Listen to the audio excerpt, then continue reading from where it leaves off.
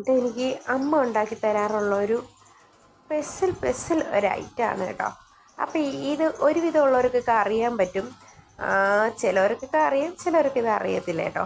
അപ്പോൾ നമ്മളിതിനെ ഓട്ടടയാണെന്നാണ് പറയുന്നത്. ഓട്ടടയെന്ന് പറയുമ്പോൾ നമ്മൾ ഇലയിലാണ് ഇത് ഉണ്ടാക്കുന്നത് കേട്ടോ. അപ്പോൾ ഗോതമ്പ് മാവോ അരിമാവോ, എനിക്ക് ഏറ്റവും ഇഷ്ടം ഗോതമ്പ് മാവാണ് കേട്ടോ.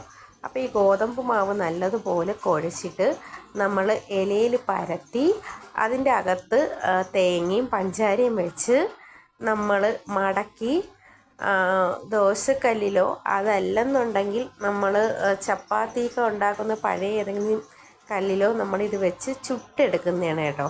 അത് നല്ല സൂപ്പർ ടേസ്റ്റാണ് കേട്ടോ. ആരെങ്കിലും ഇത് ട്രൈ ചെയ്യാത്തവരാരെങ്കിലും ഉണ്ടെന്നുണ്ടെങ്കിൽ ഉറപ്പായിട്ടൊന്ന് ട്രൈ ചെയ്ത് നോക്കണം കേട്ടോ. നമുക്ക് രാവിലെ കാപ്പിക്ക് നല്ല എളുപ്പമുള്ളൊരു സംഭവമാണ് കേട്ടോ. അപ്പോൾ നമ്മളിത് ഇവിടെ തിരുവനന്തപുരം ജില്ലയാണ് കേട്ടോ. അപ്പോൾ നമ്മൾ ഇവിടെ ഇതിനെ പറയണ ഓട്ടടയെന്നാണ് കേട്ടോ.